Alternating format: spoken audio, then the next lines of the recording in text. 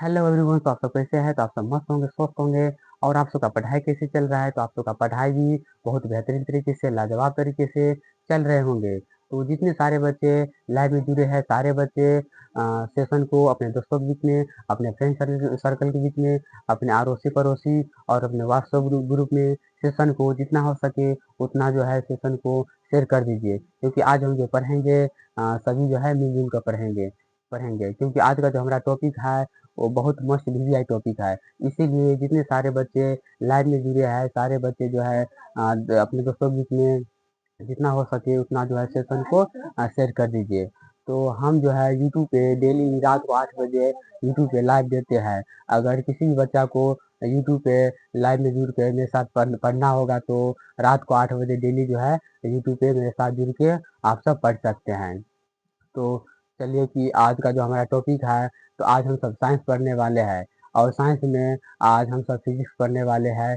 तो आप सबके लिए फिजिक्स के एक महत्वपूर्ण टॉपिक लेकर आ गए हैं, जिसका नाम है न्यूटन्स लॉ, जो अपने आप में एक मस्त वीवीआई टॉपिक है। तो आज हम सब जो है न्यूटन के गति के नियम के बारे में पढ़ने वाले हैं कि न्यूटन की कितनी गति होता है, इसका गुरुत्वाकर्षण बल क्या होता है, मतलब इसका जो है पूरा डिटेल आज जो है न्यूटन के बारे में आज पूरा डिटेल पढ़ने वाले हैं। तो आप सब जो है जितने सारे बच्चे लाइव में जुड़े हैं, सारे बच्चे जो है वीडियो को जल्दी से जल्दी लाइक कर दीजिए और अपने दोस्तों के बीच में जितना हो सके उतना जो है शेयर कर दीजिए, क्योंकि आपका एक लाइक जो है हमको बहुत मोटिवेटेड करता है। इसीलिए जो है जितने सारे बच्चे जो है लाइव में जुड़े हैं, सारे बच्चे जो है जल्दी से जल्दी वीडियो को लाइक कर दीजिए। तो चलिए बिना टाइम पास किए सेशन को स्टार्ट करते हैं। तो आज के जो हमारा टॉपिक है वो है न्यूटन लॉ, यानी न्यूटन के गति के नियम के बारे में पढ़ने वाले हैं। तो चलिए स्टार्ट करते हैं। तो आज का जो हमारा टॉपिक है क्या है? न्यूटन के गति के नियम है। क्या है? न्यूटन न्यूटन के गति। क्या है? न्यूटन के गति नियम नियम न्यूटन की गति के नियम। इसको इंग्लिश में क्या बोलेंगे? Newton's law of motion. क्या बोलेंगे? न्यूटन्स लॉ ऑफ मोशन बोलेंगे। Newton's Newton's Newton's law of motion motion बोलेंगे। इसको इंग्लिश में क्या बोलेंगे? न्यूटन्स लॉ ऑफ मोशन बोलेंगे। यानी आज हम सब जो है न्यूटन के गति के नियम के बारे में पढ़ने वाले हैं, यानी न्यूटन्स लॉ ऑफ मोशन के बारे में पढ़ने वाले हैं। तो चलिए स्टार्ट करते हैं कि समझ लेते हैं कि न्यूटन जो है एक क्या है। तो न्यूटन एक वैज्ञानिक का नाम है। क्या है? न्यूटन एक वैज्ञानिक का नाम है जो न्यूटन के सिद्धांत दिया था। यानी वो जो है न्यूटन के 3 नियम होता है। कितना नियम होता है? 3 नियम होता है। तो सबसे पहले समझ लेते हैं। इस पे एक कहानी है। इस नियम पर जो है, इस लॉ पे जो है एक कहानी है, एक छोटा सा स्टोरी है। तो पहले उस स्टोरी समझ लेते हैं कि स्टोरी क्या है। तो जैसे कि हम सबको पता है कि न्यूटन के जन्म कब हुआ था, तो पहले उस सब को समझ लेते हैं। उसके बाद इसका जो स्टोरी, छोटा सा स्टोरी है, उसके बाद उस स्टोरी को समझाएंगे। ठीक है? तो पहले यहाँ पर लिखेंगे न्यूटन के गति का नियम। क्या लिखेंगे? न्यूटन न्यूटन के गति का नियम। क्या लिखेंगे? न्यूटन की गति का नियम, यानी भौतिक का पिता। क्या है? भौतिक का पिता, यानी फिजिक्स। फिजिक्स में क्या बोलेंगे? भौतिक, यानी भौतिक का पिता। भौतिक का पिता यहाँ पे लिखेंगे भौतिक का पिता। क्या लिखेंगे? भौतिक भौतिक का पिता। भौतिक का पिता न्यूटन। न्यूटन, भौतिक का पिता न्यूटन। न्यूटन का पूरा नाम क्या है? सर आइजैक न्यूटन है। क्या है? सर आइजैक न्यूटन है। तो यहाँ पर लिखेंगे भौतिक का पिता न्यूटन। न्यूटन अपनी किताब। क्या लिखेंगे? अपनी किताब। उससे पहले इसका जो जन्म कब हुआ था, तो पहले इसका जन्म के बारे में समझ लेते हैं। जैसे कि भौतिक का पिता न्यूटन। न्यूटन का जन्म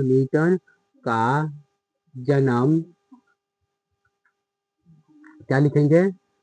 जन्म। भौतिक का पिता न्यूटन का जन्म 1643, 1600 कितना में हुआ था? तो 43 ईस्वी में हुआ था। यानी न्यूटन को जो जन्म हुआ था कब हुआ था, तो न्यूटन का जन्म जो है 1643 ईस्वी में हुआ था। तो कहाँ पर हुआ था, तो न्यूटन का जन्म 1643 ईस्वी में इंग्लैंड के इंग्लैंड के इंग्लैंड के इंग्लैंड में हुआ था। इंग्लैंड में हुआ था। कहाँ पर हुआ था, इंग्लैंड में हुआ था। न्यूटन का जन्म 1643 ईस्वी में हुआ था। और कहाँ पर हुआ था, तो इंग्लैंड में हुआ था। इंग्लैंड में एक साधारण परिवार में हुआ था। एक साधारण परिवार में हुआ था। इसको जन्म से पहले ही इसका पिता का जो है मृत्यु हो गया था। क्या हो गया था, इसको जो है इसका जन्म होने से पहले ही न्यूटन के पिता का क्या हो गया था, तो मृत्यु हो गया था। तो उसके बाद जो है न्यूटन फिर यहाँ से लिखेंगे न्यूटन, स्टार में लिखिएगा, ठीक है। तो न्यूटन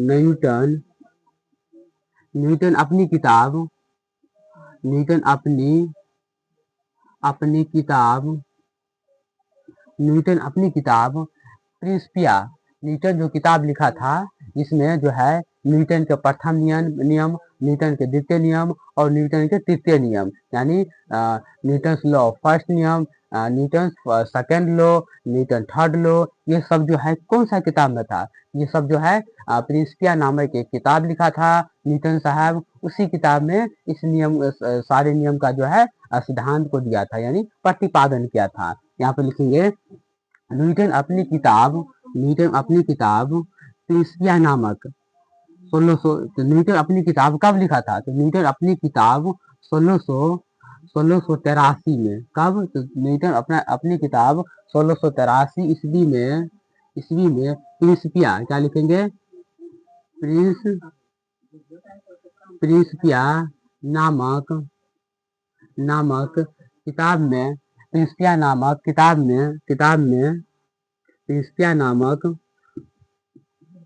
में गति के नियम का प्रतिपादन किया था। प्रतिपादन किया था। तो चलिए फिर से इसको समझ लेते हैं। न्यूटन का जन्म कब हुआ था, तो 1643 में हुआ था। और कहाँ पर हुआ था, तो इसका जन्म जो है इंग्लैंड के एक साधारण परिवार में हुआ था, जिसको मृत्यु होने से पहले ही जो है इसका पिता जो है मृत्यु हो गया था। उसके बाद न्यूटन जो है अपनी किताब कब लिखा था, प्रिंसिपिया, न्यूटन जो है अपनी किताब प्रिंसिपिया 1683 ईस्वी में लिखा था। कब लिखा था, 1683, यहाँ पर सॉरी 1683 नहीं होगा, यहाँ पर 1600 क्या होगा, 87 होगा।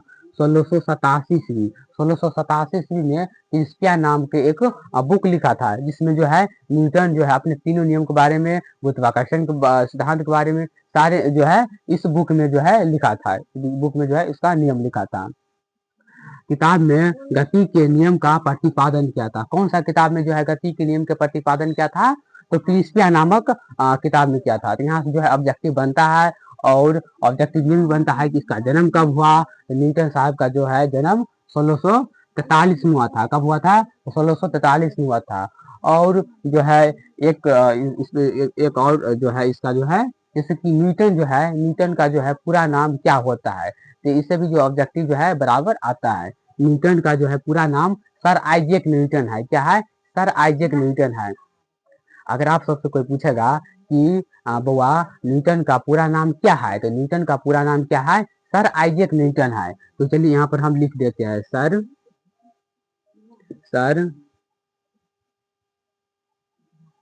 आइजैक न्यूटन है। सर आइजैक न्यूटन, यानी न्यूटन का पूरा नाम क्या है, सर आइजैक न्यूटन है। तो उम्मीद करेंगे कि आप सबको ये यहाँ तक जो अच्छा से क्लियर हो गया होगा। तो इसको जो है एक बार और समझ लेते हैं, उसके बाद आप सब इसको अच्छा एक स्क्रीनशॉट ले लीजिएगा, फिर इसको मिटा देंगे। और उसके बाद जो है इसके आगे जो इसका जो गति है उसके गति के नियम के बारे में पढ़ेंगे, इसका कितना गति होता है। तो ये जो है अभी जितना हम बताए हुए हैं, ये क्या है, एक न्यूटन के बारे में क्या है, न्यूटन जो वैज्ञानिक है यानी सर आइजैक न्यूटन जो है, इसके बारे में एक छोटा सा इंट्रोडक्शन है। अभी जो इसका जो पूरा थ्योरी जो है बाकी है। ये क्या है, अभी अभी तक जो हम पढ़ रहे हैं क्या है, ये छोटा सा इंट्रोडक्शन है। क्या है, छोटा सा इंट्रोडक्शन है। तो पहले एक बार आप इसको समझ लेते हैं। न्यूटन का पिता क्या है, न्यूटन का पिता, भौतिक का पिता क्या है, कौन है, तो न्यूटन है। कौन है, तो न्यूटन है, जिसका जन्म जो है 1643 ईस्वी में इंग्लैंड में हुआ था। इंग्लैंड में एक साधारण परिवार में हुआ था। कौन सा परिवार में हुआ था, साधारण परिवार में हुआ था, जिसको जन्म से पहले उसका पिता का क्या हो गया था, तो मृत्यु हो गया था। उसके बाद न्यूटन अपनी किताब 1687 में प्रिंसिपिया नामक किताब लिखा था। इसमें न्यूटन जो अपने तीनों गति का नियम के जो है प्रतिपादन किया था, और गुरुत्वाकर्षण के बल के भी उसी में प्रतिपादन किया था। और सर न्यूटन का पूरा नाम क्या है, तो सर आइजैक न्यूटन है। कोई पूछेगा पूछेगा पूछेगा आपसे कि न्यूटन का पूरा नाम क्या है, तो न्यूटन का पूरा नाम है सर आइजैक न्यूटन है। क्या है, तो सर आइजैक न्यूटन है। तो उम्मीद करेंगे कि आप सबको यहाँ तक अच्छा से क्लियर हो गया होगा। तो आप सब इसको एक अच्छा सा स्क्रीनशॉट ले लीजिए। उसके बाद इसको मिटा के उसके बाद इसके थ्योरी पर चलेंगे। इसको इसका जो है कितना प्रकार होता है, इसका कितना सिद्धांत है, तो उस सबको पढ़ेंगे। तो सबसे पहले आप सबको जो है इसको अच्छा से स्क्रीनशॉट ले लीजिए। हाँ, तो उम्मीद करेंगे कि आप सब जो है इसको अच्छा से स्क्रीनशॉट ले लिए होंगे। तो चलिए इसको मिटाते हैं, उसके बाद इसका जो थ्योरी है उसको समझेंगे। तो चलिए पहले इसको मिटा देते हैं, उसके बाद क्या करेंगे, इसका जो थ्योरी है थ्योरी पढ़ेंगे। ठीक है, तो आप सब जो है खाली अच्छा समझिएगा। अगर आप सबको समझ में नहीं आता है तो कमेंट करके आप बताइएगा कि हमको समझ में यहाँ पर नहीं आया है, यहाँ पर नहीं आया है, तो उसको जो है और रिपीट करेंगे। एक बार जो नहीं है इसको जो है 10 बार बताएंगे, 5 बार बताएंगे। खाली आप सब जो है इसको अच्छा से समझते रहिए। ठीक है, अगर आप सबको जहाँ जहाँ नहीं समझ में आएगा वहाँ पर जो आप सब कमेंट करके पूछ सकते हैं। तो चलिए समझते हैं। तो पहले समझ लेते हैं कि न्यूटन की जो है, न्यूटन के जो नियम जो है उसका कितना नियम होता है। तो यहाँ पर क्या लिखेंगे, न्यूटन, न्यूटन के गति, न्यूटन के गति, न्यूटन के गति के नियम, नियम, न्यूटन जो है गति के नियम। तो यहाँ पर चलिए पहले समझ लेते हैं। तो यहाँ पर जो है न्यूटन के जो है 3 गति होता है। यानी न्यूटन जो है 3 गति के नियम दिया था। यानी प्रथम नियम, क्या लिखेंगे यहाँ पर, प्रथम गति का नियम, उसके बाद द्वितीय गति का नियम, उसके बाद तृतीय गति का नियम। तो यहाँ पर क्या लिखेंगे, यहाँ पर लिखेंगे प्रथम, उसके बाद यहाँ पर क्या लिखेंगे द्वितीय, और यहाँ पर क्या लिखेंगे तृतीय लिखेंगे। चलिए यहाँ पर लिखते हैं न्यूटन प्रथम नियम, क्या लिखेंगे, न्यूटन, न्यूटन प्रथम, प्रथम, न्यूटन का प्रथम नियम, क्या लिखेंगे यहाँ पर थोड़ा अच्छा से लिख देते हैं। न्यूटन का प्रथम नियम क्या है, नियम क्या है, यहाँ पर न्यूटन का प्रथम नियम है। उसके बाद यहाँ पर क्या लिखेंगे, न्यूटन का द्वितीय नियम, क्या लिखेंगे, न्यूटन का न्यूटन न्यूटन का द्वितीय नियम, द्वितीय नियम। उसके बाद क्या है, न्यूटन का तृतीय नियम। यानी न्यूटन साहब जो है 3 नियम दिया था, प्रथम नियम, द्वितीय नियम और तृतीय नियम। तो पहला हो गया न्यूटन का प्रथम नियम, उसके बाद न्यूटन का द्वितीय नियम, उसके बाद क्या है न्यूटन का तृतीय नियम, न्यूटन का तृतीय नियम क्या है, तृतीय नियम, न्यूटन का तृतीय नियम। तो चलिए इसको पहले यहाँ पर समझ लेते हैं। न्यूटन का प्रथम नियम, न्यूटन के प्रथम नियम को इंग्लिश में क्या बोलेंगे, यहाँ पे लिखेंगे Newton, Newton's law of, Newton's first law of motion, Newton first law of motion, क्या लिखेंगे, मोशन। यानी न्यूटन का प्रथम नियम को इंग्लिश में क्या बोलेंगे, Newton first law of motion, क्या बोलेंगे, Newton first law of motion. उसके बाद क्या है, न्यूटन के का गति का न्यूटन का द्वितीय नियम, क्या है, न्यूटन का द्वितीय नियम। तो इसको इंग्लिश में क्या बोलेंगे, इसको इंग्लिश में बोलेंगे Newton, Newton Newton second law, second law of motion, क्या बोलेंगे, ऑफ मोशन, मोशन यानी न्यूटन का दूसरा नियम, न्यूटन का द्वितीय नियम। उसके बाद नेक्स्ट क्या है, न्यूटन का तृतीय नियम, जिसको इंग्लिश में क्या बोलेंगे, Newton third law of motion, क्या बोलेंगे, न्यूटन के तीसरा नियम को क्या बोलेंगे, Newton third law of motion. यहाँ पे लिखेंगे Newton third law of motion, Newton third law of motion. तो पहले जो है ये जो है क्या है, न्यूटन के गति के नियम है, यानी नियम मतलब प्रकार है। यहाँ पर जो है इसका 3 प्रकार होता है, कितना प्रकार होता है, 3 प्रकार होता है, प्रथम नियम, द्वितीय नियम और तृतीय नियम। तो प्रथम नियम को इंग्लिश में क्या बोलेंगे, Newton first law of motion. उसके बाद दूसरा नियम न्यूटन का द्वितीय नियम, तो Newton second law of motion. उसके बाद न्यूटन का तृतीय नियम, तो Newton third law of motion. तो पहले जो है इसके बारे में पढ़ेंगे, यानी न्यूटन का जो है ये जो है प्रथम नियम जो है न्यूटन लॉ ऑफ मोशन। तो पहले अभी जो है Newton first law of motion के बारे में पढ़ेंगे, उसके बाद Newton second law of motion के बारे में पढ़ेंगे, उसके बाद तीसरा Newton third law of motion के बारे में पढ़ेंगे। यानी इसका पहला, यानी अभी जो पढ़ेंगे इसके पहले नियम के बारे में पढ़ेंगे, ठीक है। उसके बाद इसका दूसरा नियम के बारे में पढ़ेंगे, उसके बाद इसका तीसरा नियम के बारे में पढ़ेंगे। तो आप सब जो है अच्छा से समझिएगा। अगर आप सबको जहाँ भी समझ नहीं आएगा तो वहाँ जो है आप सब कमेंट करके पूछ सकते हैं। तो चलिए, आप सब जो है यहाँ तक अच्छा समझ आप सबको समझ में आ गया होगा। तो आप सब जो है इसको अच्छा से स्क्रीनशॉट ले लीजिए, फिर इसको मिटा के फिर इसका प्रथम नियम के बारे में बताएंगे, फिर द्वितीय नियम के, फिर तृतीय नियम के। तो जल्दी जल्दी आप सब जो है इसको एक अच्छा स्क्रीनशॉट ले लीजिए, उसके बाद इसको मिटा के उसके बाद इसका नियम के बारे में आप बताएंगे। हाँ, तो उम्मीद करें कि आप सब जो है इसको अच्छा से स्क्रीनशॉट ले लिए होंगे। तो चलिए इसको मिटा देते हैं, उसके बाद इसका जो है प्रथम नियम के बारे में पढ़ेंगे, इसका प्रथम नियम क्या होता है। तो अभी जो है इसका प्रथम नियम के बारे में पढ़ेंगे, फिर इसका द्वितीय नियम के बारे में पढ़ेंगे, उसके बाद फिर तृतीय नियम के बारे में पढ़ेंगे। तो समझिए इसका जो है प्रथम नियम क्या होता है। यहाँ पर लिखेंगे न्यूटन, क्या लिखेंगे, न्यूटन का प्रथम नियम, क्या लिखेंगे, प्रथम नियम, न्यूटन का प्रथम नियम, यानी लिखेंगे न्यूटन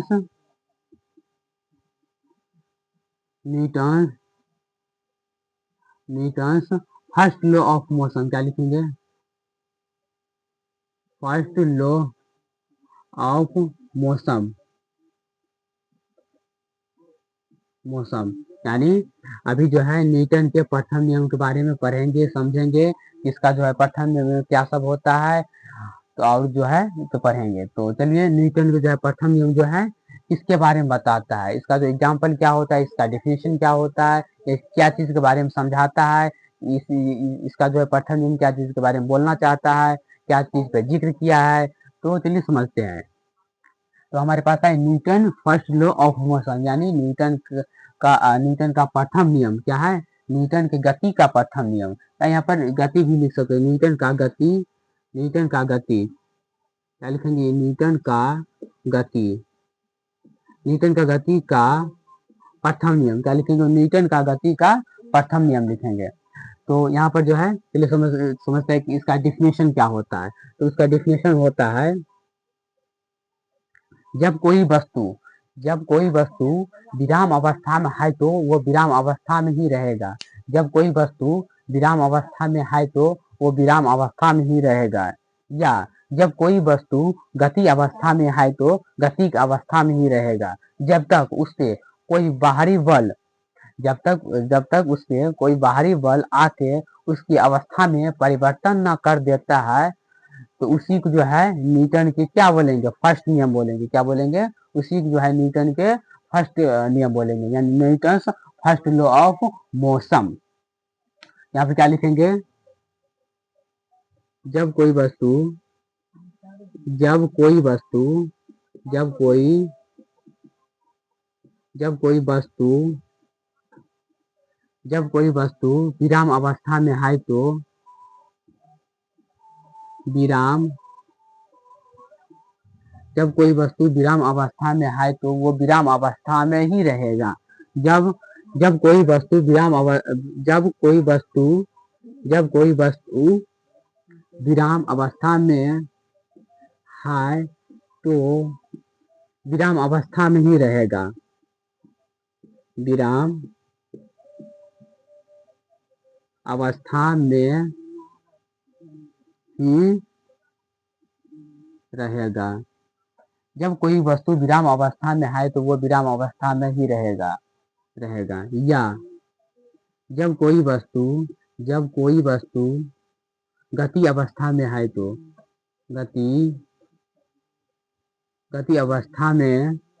गति अवस्था में है तो वो गति के अवस्था में ही रहेगा। है तो वो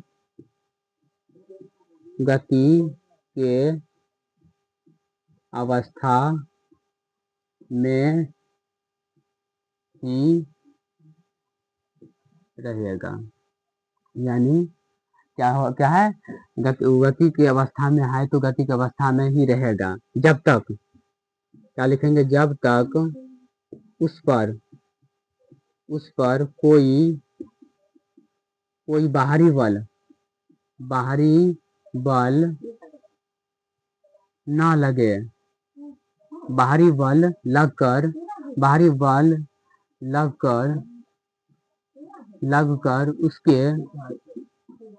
उसके स्थान में परिवर्तन कर देता है। परिवर्तन कर दे। उसी को जो है न्यूटन के गति के प्रथम नियम कहते हैं। उसी को जो है न्यूटन की गति के प्रथम नियम कहते हैं। यानी Newton first law of motion. Newton first law of motion क्या लिखेंगे, उसे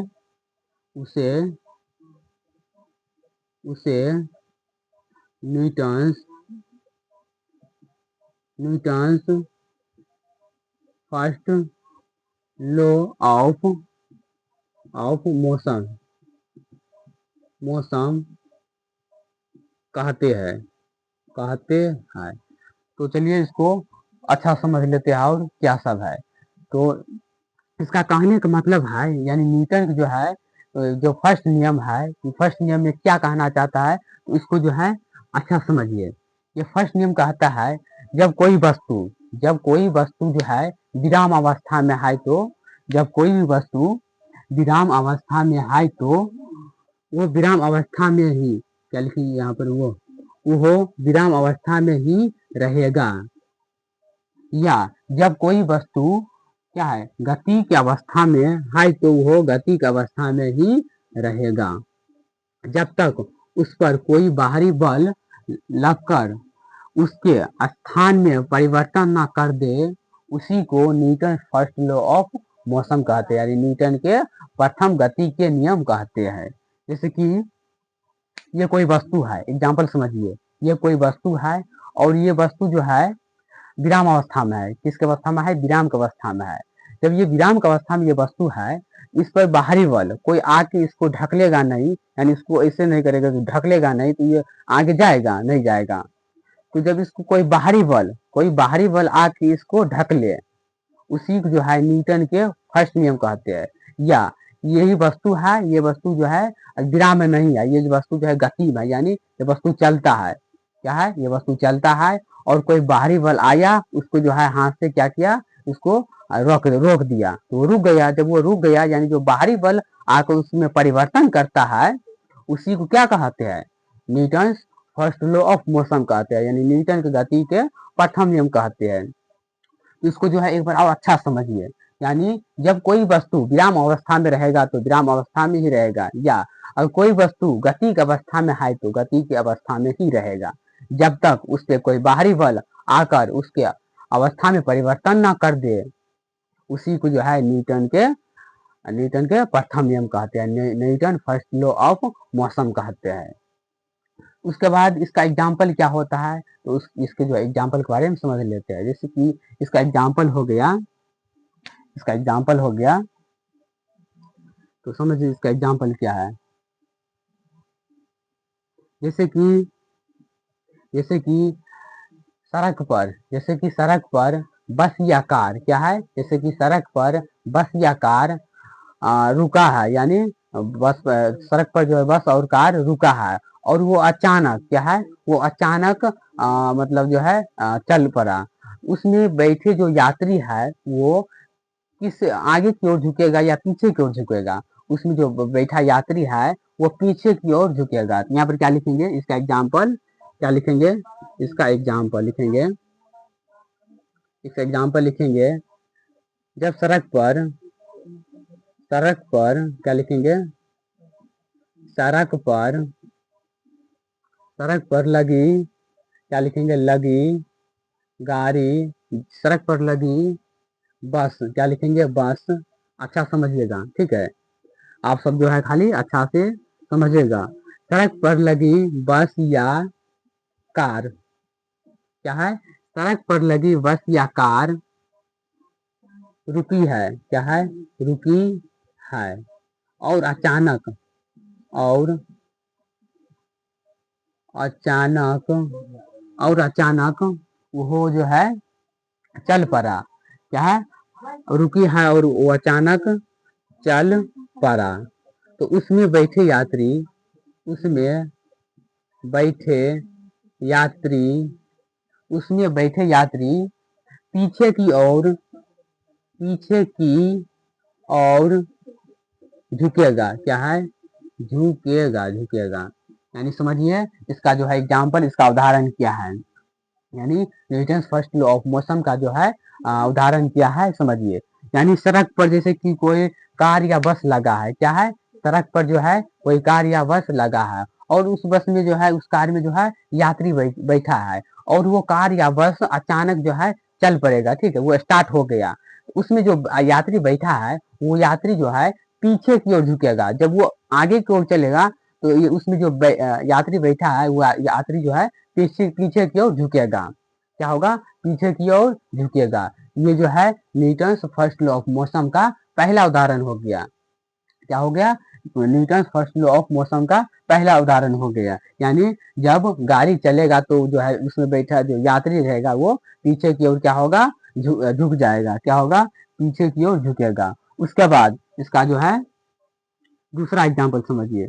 इसका दूसरा एग्जाम्पल, तो इसमें जगह नहीं है, तो आप सब जो है इसको यहाँ तक आप सबको अच्छा समझ में आ गया होगा। तो आप सब इसको स्क्रीनशॉट ले लीजिए, उसके बाद इसको मिटा के उसके बाद इसका जो है दूसरा उदाहरण यानी एग्जाम्पल को समझाते हैं। हाँ, तो उम्मीद करें कि आप सब इसको अच्छा सा स्क्रीनशॉट ले लिए होंगे। तो चलिए इसको मिटा देते हैं, उसके बाद इसका जो है दूसरा जो उदाहरण है यानी दूसरा जो एग्जाम्पल है वो एग्जाम्पल को समझते हैं। तो चलिए इसका जो दूसरा जो एग्जाम्पल है जस्ट इसका इसका जो है उल्टा है, क्या है, इसका उल्टा है। जैसे इसमें सड़क पर जो है गाड़ी लगा था, और इसका जो दूसरा जो उदाहरण है उसमें क्या होता है, गाड़ी आता है, यानी रोड पे गाड़ी चलता है और क्या होता है अचानक उसमें ब्रेक लग जाता है। तो चलिए समझा के आप सबको बताते हैं। तो क्या है, इसी का क्या है, इसी का यानी न्यूटन के जो है फर्स्ट लॉ का जो है दूसरा उदाहरण है, क्या है, दूसरा एग्जाम्पल है, दूसरा एग्जाम्पल है। तो चलिए, जब क्या लिखेंगे, जब यहाँ पर जो है डायरेक्टली लिख दीजिए, सड़क पर चलती चलती सड़क पर चलती बस या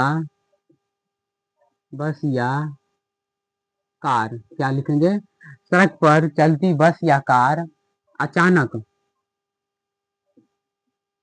अचानक रुक जाने पर, यानी ब्रेक लगाने पर, जब वो ब्रेक ब्रेक लगाएगा तो रुक जाएगा।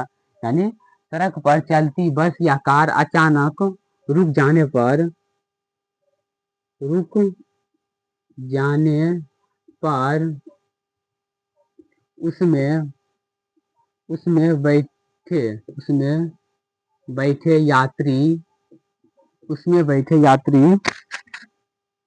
आगे की ओर आगे की ओर झुकेगा झुकेगा। यानी समझिए, जब सड़क पर बस या कार चलता है और वो अचानक क्या करता है, ब्रेक ले लेता है। यानी बस और कार, मान लीजिए कि सड़क पर जो है बस और कार चलता है और वो अचानक जो है ब्रेक ले लेता है, किसी कारण से जो है वो ब्रेक ले लेता है, तो उसमें जो यात्री बैठा है वो आगे की ओर झुकेगा या पीछे की ओर झुकेगा।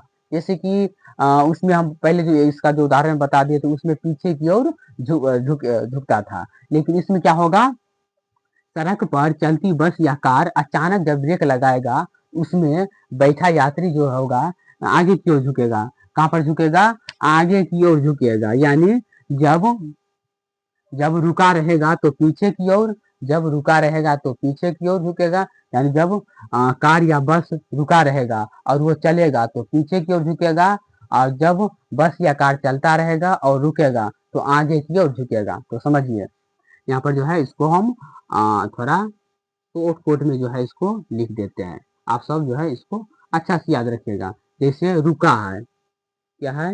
रुका है। रुका है, तो रुका है तो क्या होगा, यानी बस और ट्रक या बस या कार रुका है और वो अचानक चल पड़ा, उसमें जो व्यक्ति होगा आगे की ओर झुकेगा कि पीछे की ओर झुकेगा? वो जो व्यक्ति होगा उसमें पीछे की ओर झुकेगा। हम जो बता दिया है, पीछे, पीछे की ओर। उसके बाद ये रुका है, उसके बाद चलता है, चलता, चलता में, यानी जब चलता है और वो अचानक क्या हो गया, रुक गया, उसमें जो व्यक्ति होगा वो आगे की ओर झुकेगा। यहाँ पर क्या लिखेंगे? आगे की ओर।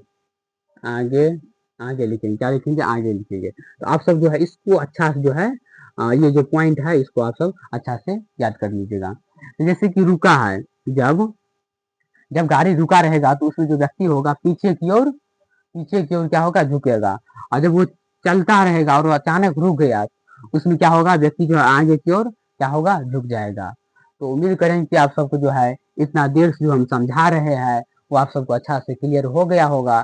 तो इसको चलिए मिटा देंगे। उसके बाद इसके जो है सेकेंड, यानी Newton second law of motion की ओर चलेंगे। तो आप सब जो है इसको अच्छा से स्क्रीनशॉट ले लीजिए। उसके बाद जो है इसका दूसरा नियम के बारे में पढ़ेंगे। हाँ, तो चलिए उम्मीद करें कि आप सब इसको अच्छा से स्क्रीनशॉट ले लिए होंगे। तो चलिए इसको मिटा के उसके बाद यहाँ टाइम पास किए न्यूटन के सेकेंड लॉ के बारे में पढ़ेंगे। ठीक है, तो आप सब जो है खाली अच्छा से समझते रहिए। तो चलिए, हमारा जो न्यूटन का जो सेकेंड लॉ है वो क्या कहता है, उसमें क्या चीज के बारे में बताया गया है और उसका एग्जाम्पल क्या है, उसका डिफिनेशन क्या है, वो क्या कहना चाहता है। तो चलिए सब कुछ समझेंगे। तो क्या है न्यूटन, क्या लिखेंगे? न्यूटन, न्यूटन के गति न्यूटन गति का दूसरा नियम या द्वितीय नियम, द्वितीय नियम, नियम इसको इंग्लिश में क्या बोलेंगे? Newton's, Newton's, Newton second law, second law of motion. क्या है? Newton second law of motion, यानी न्यूटन जो है दूसरा नियम के बारे में अभी पढ़ने वाले हैं। पहला नियम पढ़ चुके हैं और अभी जो है न्यूटन के गति के दूसरा नियम के बारे में, द्वितीय नियम के बारे में पढ़ने वाले हैं। तो चलिए समझते हैं कि न्यूटन जो है दूसरा नियम क्या कहता है। न्यूटन जो है दूसरा नियम कहता है, जब किसी जब किसी संवेग में क्या होता है, जब किसी संवेग में परिवर्तन, जब किसी संवेग में परिवर्तन की दर उस वस्तु पर शुद्ध बल के क्या होता है, बराबर होता है, यानी समानुपाती होता है। बराबर होता है यानी समानुपाती होता है, यानी इसको इंग्लिश में क्या बोलेंगे? प्रोपोर्शनल बोलेंगे। यानी समानुपाती यानी प्रोपोर्शनल होता है। और जो बल होता है वो परिवर्तन की दिशा में क्या करता है, परिवर्तन करता है। उसे हम क्या बोलेंगे? न्यूटन के सेकंड लॉ बोलेंगे। क्या बोलेंगे? न्यूटन के गति के दूसरा नियम बोलेंगे। तो चलिए इसको डिफिनेशन यहाँ पर लिखते हैं, आप सबको अच्छा से क्लियर हो जाएगा। ठीक है, यहाँ पर लिखेंगे, जब किसी संवेग में जब किसी संवेग में, जब किसी संवेग में परिवर्तन, क्या लिखेंगे, जब किसी संवेग में परिवर्तन, जब किसी संवेग में परिवर्तन की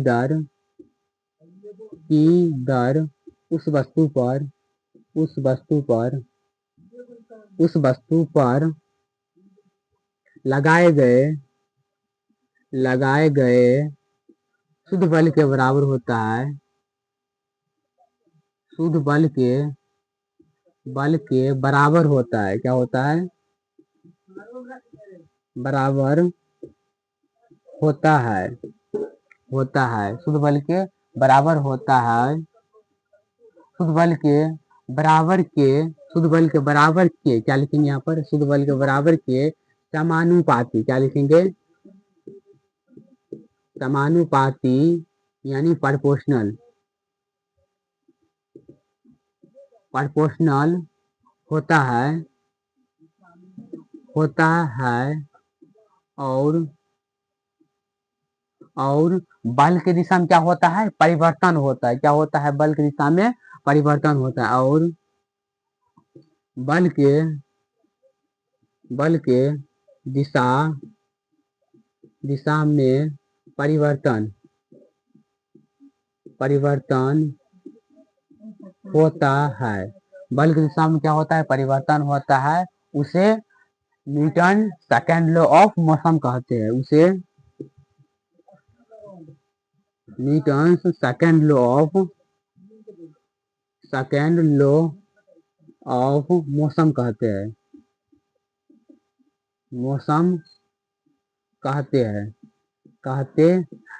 तो चलिए इसको अच्छा समझिए, ठीक है। यानी हमारा जो है न्यूटन साहब जो है, यानी सर आइजैक न्यूटन जो है, वो जो है अपने दूसरा नियम के बारे में क्या कहता है, वो जब दूसरा नियम जब पारित किया था, यानी प्रतिपादन किया था, तो उसके बारे में क्या समझाया था, तो चलिए देखते हैं। यानी जब, अच्छा समझिएगा, ठीक है, जब किसी संवेग में परिवर्तन की दर उस वस्तु पर क्या लिखिए, परिवर्तन की दर क्या लिखेंगे, उस वस्तु पर लगाए गए शुद्ध बल के बराबर के समानुपाती यानी प्रोपोर्शनल होता है। क्या होता है, प्रोपोर्शनल होता है। और क्या होता है, वो जो है बल के दिशा में क्या होता है, परिवर्तन होता है। यानी जिधर बल लगेगा उधर परिवर्तन होगा। जैसे हम बल इधर लगाए, ये वस्तु है, और हम बल इधर लगाए तो ये वस्तु इधर भागेगा, और हम बल इधर लगाए तो वस्तु इधर भागेगा। यानी इधर हम बल लगाएंगे, बल की दिशा में क्या होगा, परिवर्तन होगा। क्या होगा, परिवर्तन होगा। तो उसी को हम क्या कहेंगे, Newton second law of motion कहते हैं। क्या कहते हैं, Newton second law of motion कहते हैं। तो उसके बाद इसका जो है समीकरण, इसका जो है एक सिद्धांत दिया था, यानी समीकरण दिया था, जो है F बराबर एम ए है। क्या है, F बराबर एम ए। तो चलिए समझते हैं कि इसमें जो है F बराबर जो एम ए है, इसको थोड़ा समझते हैं। क्या कहते हैं, समझते हैं। इसमें जो है F क्या है, तो आप सबको पता होगा जैसे कि F क्या है, F फोर्स है। क्या है, F को क्या बोलेंगे, फोर्स। उसके बाद M क्या है, तो मास है। क्या है, मास है, यानी इसको हिंदी में क्या बोलेंगे, द्रव्यमान बोलेंगे। क्या बोलेंगे, द्रव्यमान।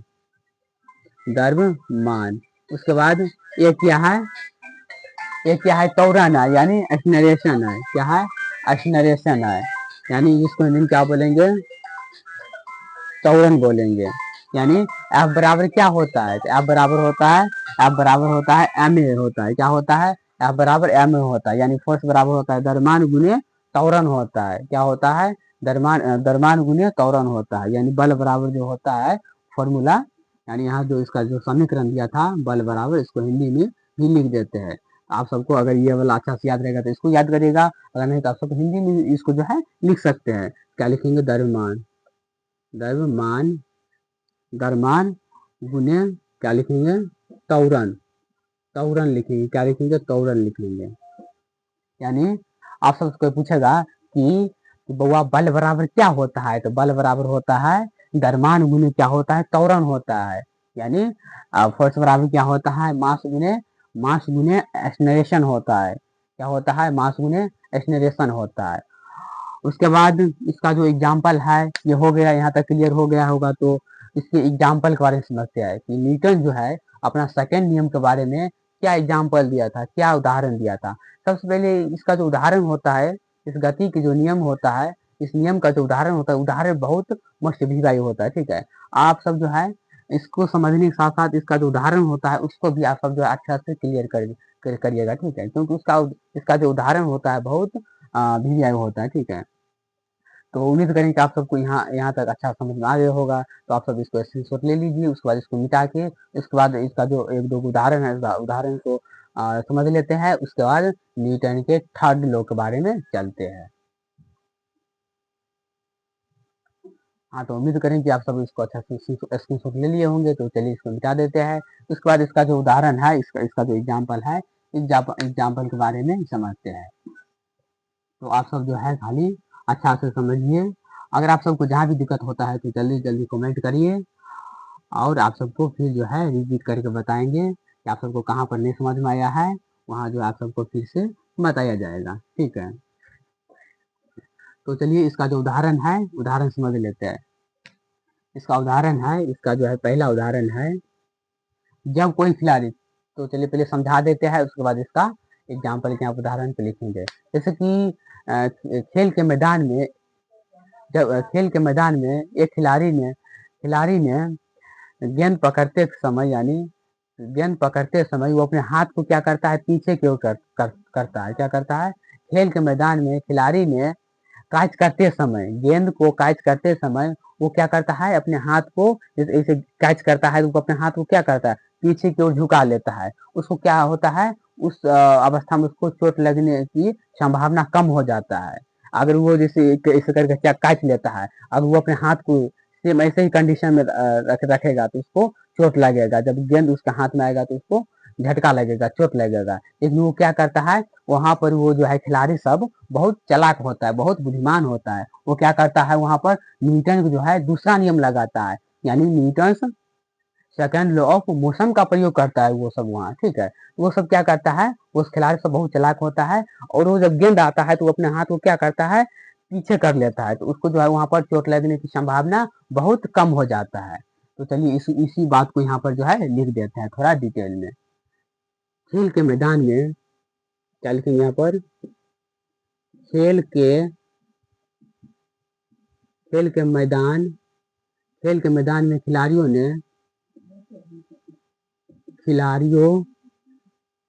खिलाड़ियों ने खेल के मैदान में खिलाड़ियों ने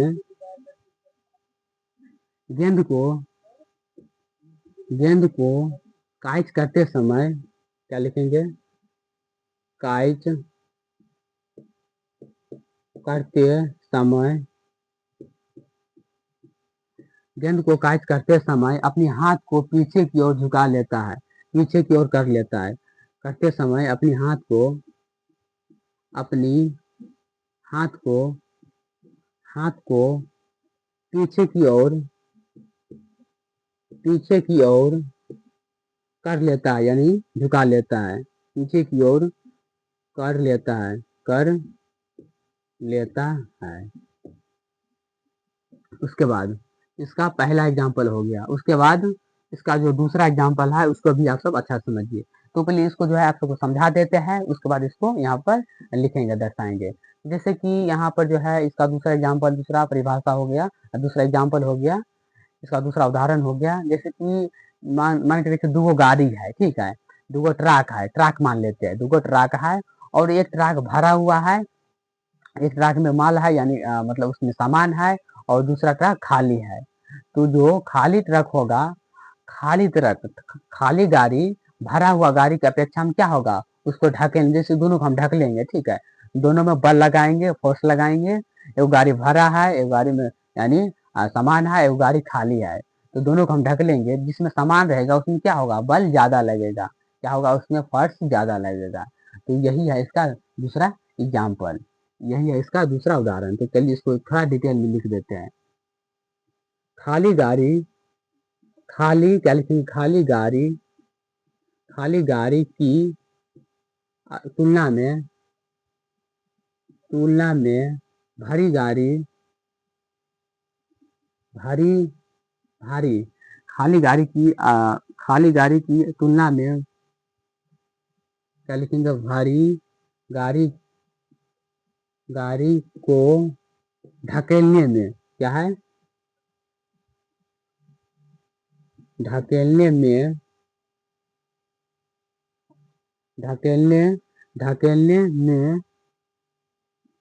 में ज्यादा ज्यादा बल की आवश्यकता क्या लिखेंगे? आवश्यकता होता है।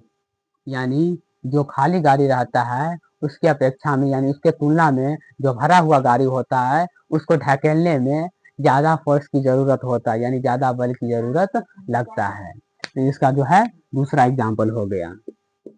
तो उम्मीद करेंगे कि आप सबको जितना देर से हम बता रहे हैं, आप सबको समझा रहे हैं, इसका सेकंड नियम के बारे में आप सबको क्लियर हो गया होगा। तो आप सब जो है इसको जल्दी जल्दी स्क्रीनशॉट ले लीजिए, फिर इसको मिटा के फिर जो है न्यूटन के थर्ड लॉ के बारे में पढ़ेंगे कि थर्ड लॉ जो है किसके बारे में बताता है, उसमें क्या सब होता है। तो चलिए पहले इसको आप सब अच्छा सा स्क्रीनशॉट ले लीजिए, इसके बाद इसको मिटा के फिर आगे चलेंगे। हाँ, तो उम्मीद करें कि आप सब इसको अच्छा से स्क्रीनशॉट ले लिए होंगे। तो चलिए इसको मिटा देते हैं, उसके बाद न्यूटन के थर्ड लॉ के बारे में पढ़ेंगे। तो चलिए इसको मिटा देते हैं, उसके बाद न्यूटन के थर्ड लॉ के और चलेंगे, प्रस्थान करेंगे। ठीक है, तो आप सब जो है अच्छा से समझते रहिए। अगर आप सबको जहाँ भी दिक्कत होगा तो आप सब जो है कमेंट करके पूछिएगा कि हमको यहाँ पर दिक्कत हुआ है, फिर इसको बताया जाएगा। तो चलिए अब हमारा क्या है, न्यूटन के थर्ड लॉ है, यानी न्यूटन के तीसरा नियम के बारे में पढ़ने वाले हैं। तो आप सब जो है अच्छा से बैठ जाइए, आप सब जो है जल्दी जल्दी अच्छा से ध्यान देकर इसको समझिएगा, क्योंकि इसका जो है थर्ड लॉ थोड़ा कठिन है। तो आप सब इसको अच्छा से ध्यान करके अच्छा से मन लगाकर आप सब जो है इसको अच्छा से देखिए। तो हमारा जो थर्ड लॉ है यानी Newton third law of motion क्या है, यहाँ पे लिखेंगे न्यूटन न्यूटन के गति न्यूटन की गति का तीसरा नियम क्या लिखेंगे? तीसरा नियम नियम इसको इंग्लिश में क्या बोलेंगे? Newton third law of motion. Newton third law of motion motion यानी Newton third law of motion यानी न्यूटन की गति का तीसरा नियम। न्यूटन की गति के क्या है? तीसरा नियम है। तो चलिए समझ लेते हैं। तो इसका जो है डिफिनेशन, इसका डिफिनेशन बहुत आसान है। तो फिर इसका डिफिनेशन समझ लीजिए, उसके बाद इसको डिफिनेशन यहाँ पर बोर्ड पे लिखेंगे। तो चलिए पहले समझा देते हैं इसका डिफिनेशन क्या होता है। इसमें क्या होता है, क्रिया के विपरीत क्या होता है? प्रतिक्रिया होता है। यानी जब कोई क्रिया होता है तो उसके उल्टा में होता है विपरीत, यानी क्रिया के प्रति विपरीत क्रिया होता है, क्रिया के विपरीत प्रतिक्रिया होता है। क्या होता है? इसका जो मेन पॉइंट है, क्रिया के विपरीत प्रतिक्रिया होता है।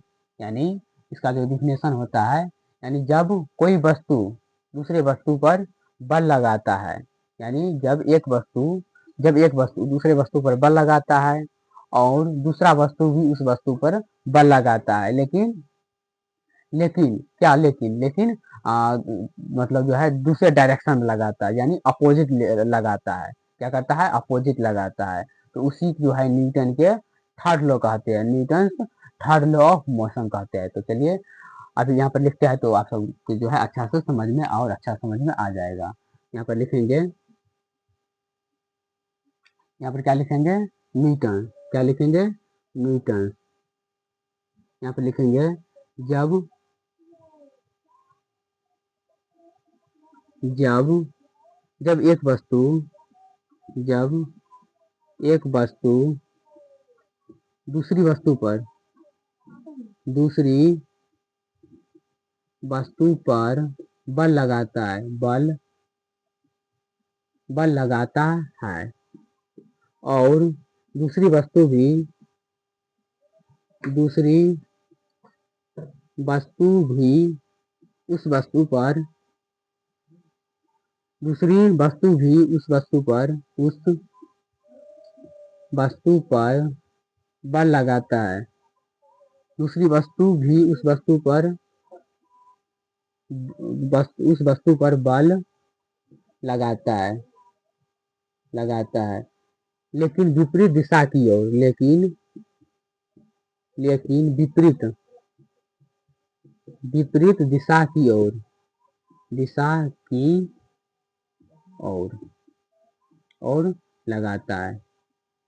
लगाता है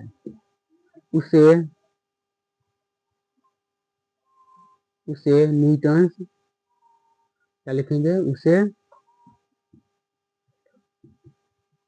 Newton's third law of motion कहते हैं।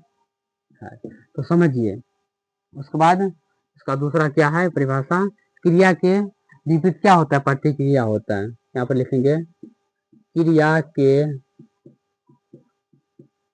विपरीत प्रतिक्रिया होता है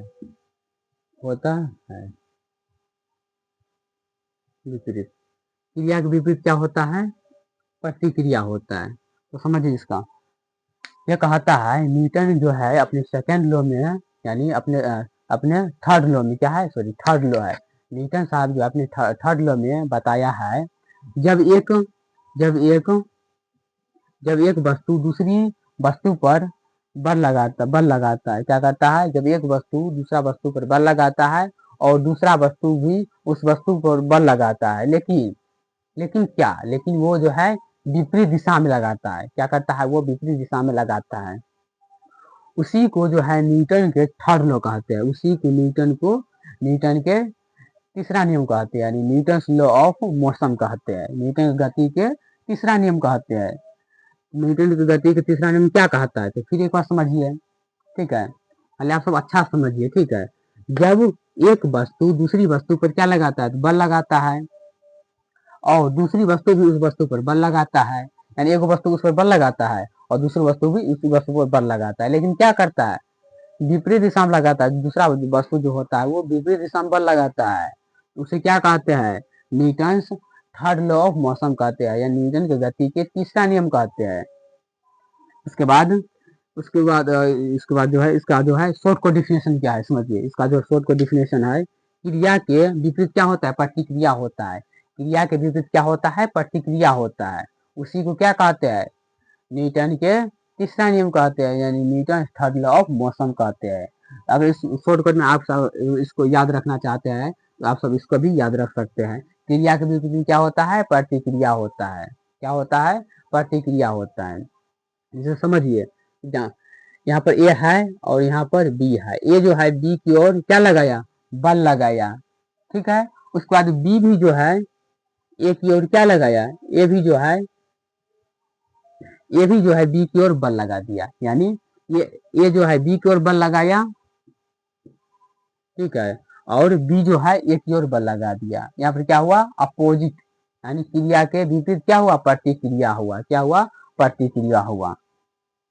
तो आप सबको यहाँ तक अच्छा समझ में आ गया होगा। तो उसके बाद इसका जो है एग्जाम्पल है, ये इसका जो उदाहरण है, तो इसका उदाहरण के बारे में समझते हैं कि इसका जो उदाहरण क्या है, ठीक है। तो आप सब जो है इसको अच्छा से स्क्रीनशॉट ले लीजिए, क्योंकि इस पर जगह नहीं है, क्योंकि यहाँ पर बताएंगे तो जगह नहीं है, इसको मिटा के उसके बाद इसको बताएंगे। तो आप सब जो है इसको अच्छा से स्क्रीनशॉट ले लीजिए, उसके बाद इसका जो एग्जाम्पल जो है, इसका जो उदाहरण है, इसका उदाहरण को क्लियर करेंगे, बताएंगे।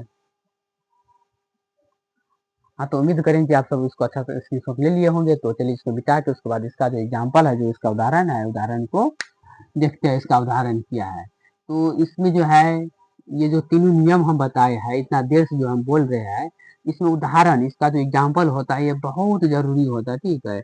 जिसका जितना इसका जो डिफिनेशन जरूरी होता है, उसी प्रकार उतना जो है इसका उदाहरण यानी एग्जाम्पल जरूरी होता है। तो आप सब जो है एग्जाम्पल को अच्छा समझिएगा, ठीक है। अगर आप सबको एग्जाम्पल अच्छा से याद रहेगा तो आप सब डिफिनेशन जो है अपना मन से भी बनाकर लिख सकते हैं। इसीलिए आप सब जो है इसका जो डिफिनेशन, इसका जो हम एग्जाम्पल यानी उदाहरण जो बताते हैं, आप सब जो इसको अच्छा से समझिएगा। तो चलिए समझते हैं इसका जो है उदाहरण क्या लिखेंगे, एग्जाम्पल।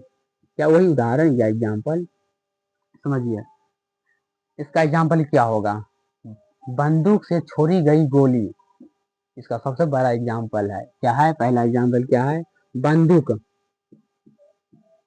बंदूक से छोड़ी छोड़ी गई गोली, गोली, बंदूक से छोड़ी गई गोली। उसके बाद दूसरा क्या है, नदी में उतरते समय, जैसे कि यहाँ पर क्या है, पहला एग्जाम्पल बंदूक, बंदूक से छोड़ी गई गोली। जैसे कि मान के रखिए कि हमारे पास क्या है, बंदूक है, लेकिन एक्चुअली ये बंदूक नहीं है, मार्कर है, इसको हम बंदूक मान लेते हैं। और बंदूक में जो है ऐसे करके ना दाबने वाला होता है, जैसे कि हम इधर जो है इसको दाबे, जब इसको दाबे तो गोली आगे की ओर, यानी क्रिया के विपरीत क्या हुआ, प्रतिक्रिया, प्रतिक्रिया हुआ। इसको हम पीछे की ओर दाबेंगे, अपनी ओर खींचेंगे, तो गोली कहाँ भागेगा, आगे की ओर। यानी क्या हुआ यहाँ पर, क्रिया के विपरीत में प्रतिक्रिया हुआ, ठीक है, क्रिया के विपरीत में प्रतिक्रिया हुआ। ये क्लियर हो गया होगा। उसके बाद समझिए, नदी में, नदी में उतरते समय, नाव से उतरते समय नदी में, ठीक है, उसका एग्जाम्पल क्या है, नदी से उतरते समय नाव, नाव में, यहाँ पर लिखेंगे नाव, फिर उल्टा हो जाएगा तो क्या लिखेंगे, नाव, नाव से उतरते समय नदी में, नाव से उतरते समय, नाव से उतरते समय नदी में, नदी, नदी में, क्या हो गया, नदी हो गया। यानी दूसरा क्या हो गया इसका एग्जाम्पल, नाव से उतरते समय नदी में, यानी जैसे कि नदी में हम जा रहे हैं और हमको उतरना है, किनारे के पास आ गए हैं और हमको यहाँ पर उतरना है। यहाँ पर क्या करते हैं, जैसे कि एक पैर नाव पर आता है और एक पैर हम धरती पर जब देते हैं तो क्या होता है, नाव पीछे की ओर भाग जाता है। जैसे हम उतरते हैं वहां पर क्या होता है, नाव क्या होता है, पीछे की ओर भाग जाता है। तो वहां पर जो है न्यूटन के कौन सा नियम लगा, न्यूटन के थर्ड लॉ, यानी Newton third law of motion का वहां पर क्या हुआ, प्रयोग हुआ है, ठीक है। और इसका जो पहला है, बंदूक से छोड़ी गई गोली, किस सिद्धांत पर कार्य करता है, तो न्यूटन के तीसरा नियम पर कार्य करता है। कौन सा नियम पर, न्यूटन के, Newton third law of motion के जो है कार्य पर ये जो है काम करता है, ठीक है। यहाँ से ऑब्जेक्टिव देखिए कैसे बनेगा, तो ऑब्जेक्टिव पूछेगा, बंदूक की गोली, बंदूक से छोड़ी गई गोली न्यूटन के कौन सा सिद्धांत पर कार्य करता है, कौन सा नियम पर कार्य करता है, तो क्या होगा, न्यूटन के थर्ड नियम पर, यानी न्यूटन गति के तीसरा नियम पर कार्य करता है। ऑप्शन ये आप सबको दिखेगा तो मार देना, ठीक है। ये क्या हो गया, ये दोनों एग्जाम्पल हो गया है। तो उम्मीद करें कि आप सबको यहाँ तक अच्छा से क्लियर हो गया होगा। उसके बाद इसका जो है थोड़ा समीकरण है, दो तीन को समीकरण है, इसका जो समीकरण होता है समीकरण के बारे में समझ लेते हैं। और एक और इसका जो है थोड़ा छूट गया था पहले, जो हमको पहले भी बता देना चाहिए था लेकिन छूट गया, तो चलिए इसको अभी बता देते हैं।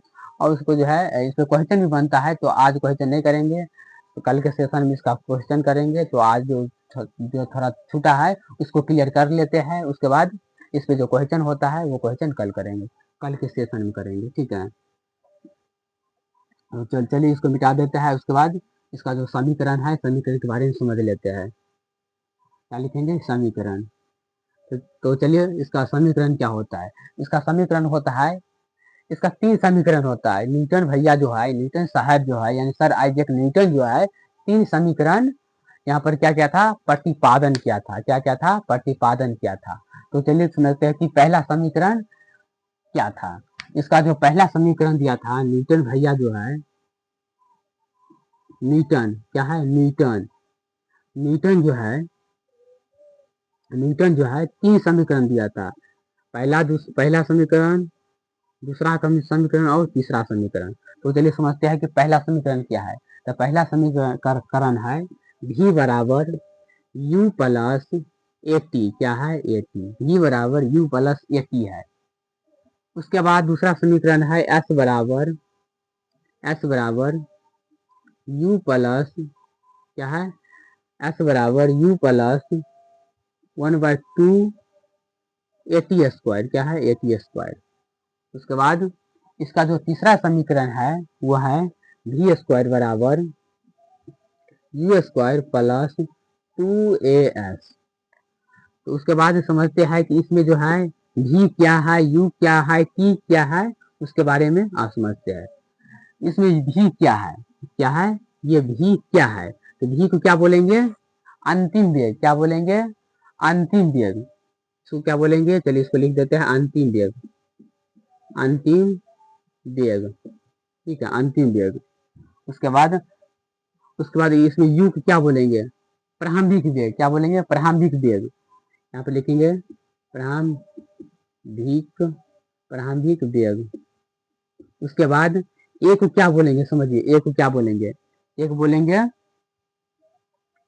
मास। मास क्या होता है, द्रव्यमान होता है। क्या होता है, द्रव्यमान होता है। तो इसको क्या बोलेंगे, द्रव्यमान, राइट। उसके बाद टी क्या बोलेंगे, टाइम होता है यानी सेकेंड। क्या बोलेंगे, समय, जिसको समय बोल सकते हैं, समय। टाइम मतलब समय होता है। यहाँ पर जो है सब क्लियर हो गया है, तो इसको जो है थोड़ा हम डिटेल में यहाँ पर लिख देते हैं। भी क्या है, अंतिम वेग है, अंतिम वेग, राइट।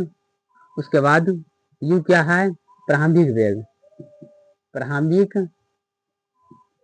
वेग। उसके बाद ये क्या है, ये क्या है, द्रव्यमान है। क्या है, द्रव्यमान है यानी मास है। फिर टी क्या है, यहाँ पे चलिए टी लिख देते हैं। टी क्या है, समय है। क्या है, समय है। तो आप सबको अच्छा से क्लियर हो गया होगा। तो चलिए इस पर और इसको समझा देते हैं। उसके बाद इसका एक और थोड़ा बचा हुआ है, तो इसको समझा के उसके बाद सेशन को समाप्त कर देंगे। तो v बराबर क्या होता है, u प्लस एटी होता है। क्या होता है, v बराबर u प्लस एटी होता है। s बराबर क्या होता है, u प्लस 1/2 एटी स्क्वायर होता है। उसके बाद v स्क्वायर बराबर क्या होता है, u स्क्वायर प्लस 2as होता है। उसके बाद v क्या बोलेंगे, अंतिम वेग बोलेंगे। u क्या बोलेंगे, प्रारंभिक वेग बोलेंगे। उसके बाद एक क्या बोलेंगे, द्रव्यमान बोलेंगे। और t क्या बोलेंगे, समय बोलेंगे। क्या बोलेंगे, समय बोलेंगे। इसमें क्वेश्चन भी बनता है, लेकिन क्वेश्चन आज नहीं कराएंगे क्योंकि आज का जो सेशन है वो लंबा हो जाएगा। इसीलिए इसका जो इसमें जो क्वेश्चन है वो इसका जो क्वेश्चन है वो क्वेश्चन कल कराएंगे। तो इसका जो जो थोड़ा बचा है पहले इसको बता देते हैं। तो उससे पहले आप सब इसको अच्छा समझ लिए होंगे, तो आप सब जो है इसको अच्छा स्क्रीनशॉट ले लीजिए। तो इसको मिटा कर फिर इसका जो बचा हुआ है इसको क्लियर करके उसके बाद आज का जो सेशन हुआ है वो समाप्त कर देंगे।